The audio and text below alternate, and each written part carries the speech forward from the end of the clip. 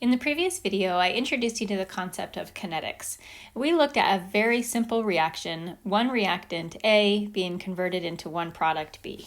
And we made a graph to show how the concentration of reactant A and product B would vary over time over the progress of the reaction. Since A is a reactant, it would start initially with a high concentration, and then the concentration would drop as the reaction proceeded. And I also talked about how the concentration would drop exponentially, meaning that initially at the beginning of the reaction would use up a lot of A pretty quickly, and so we'd see an exponential decrease in the concentration of A, and then it would kind of level off.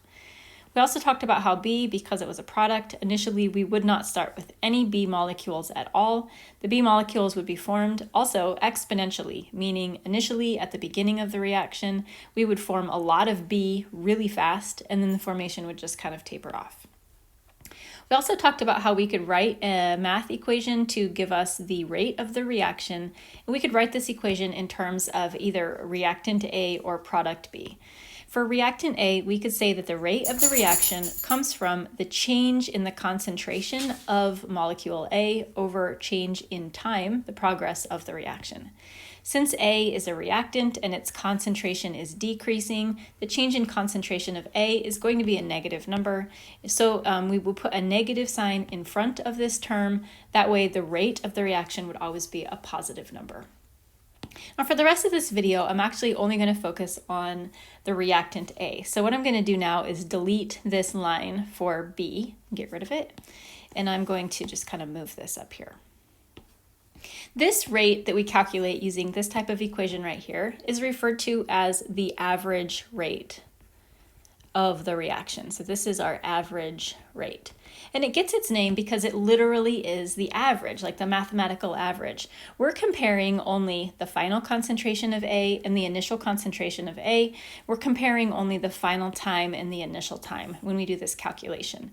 So like graphically, if we wanted to graph the result of this equation, it would really just be a straight line. Again, because we're only comparing the final and the initial concentration.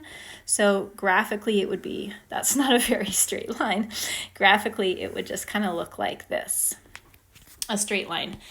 There's a lot of value to calculating the average rate. There's a lot of times when this is a really useful number for us to get, but there are also some problems with calculating the average rate. There are some limitations.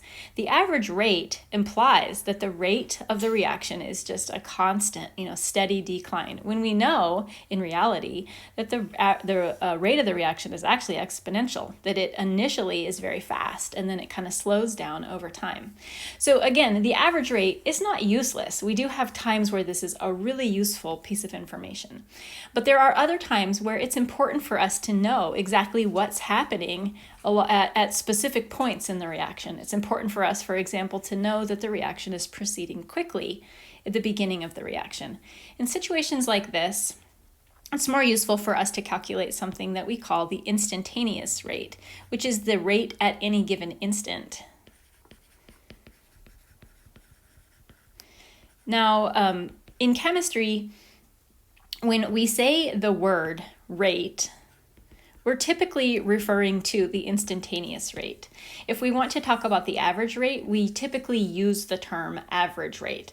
So again, when you hear the word rate, it usually applies to the instantaneous rate, and if somebody is wanting to refer to average rate, they use the word average. The instantaneous rate is based on the idea that the rate of the reaction depends on the concentration of molecule A. So when the concentration of molecule A is very high, the rate of the reaction is also very high because it's decreasing pretty quickly. And when the concentration of molecule A is low, the rate of the reaction is also low. So we can write a proportionality here. The rate of the reaction is dependent on or directly related to the concentration of A. When the concentration of A is high, the rate is high. When the concentration of A is low, the rate is low. In order to make this an equality, we just simply add a constant to it. So the instantaneous rate equation looks like this. Rate equals K times the concentration of A. And in this equation, K is a constant that we call the rate constant. The rate constant is specific to each individual reaction and the conditions of the reaction as well.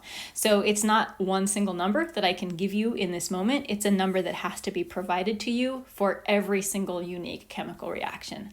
The rate constant is a number that is experimentally determined. So one of the things that we'll learn how to do is calculate the rate constant for different reactions. We're going to do one last thing in this video. We're going to draw a graph of what, sort of a representation of the relationship between all three of the terms in this equation: the rate, the concentration of A, and the value of K. So we're going to plot the rate of the reaction versus the concentration. We'll say the concentration of A. When the concentration of A is very low, like up in this graph right here, when the concentration of A is very low, the rate of the reaction is also very slow. So maybe we'd have a data point kind of like this. When the concentration of A is very high, we see that the rate of the reaction is also very high. So when the concentration is high, the rate is also high. So maybe it's like this. And there is a direct relationship between the rate of the reaction and the concentration of A. It gives us a straight line, and the slope of this straight line is equal to the rate constant K.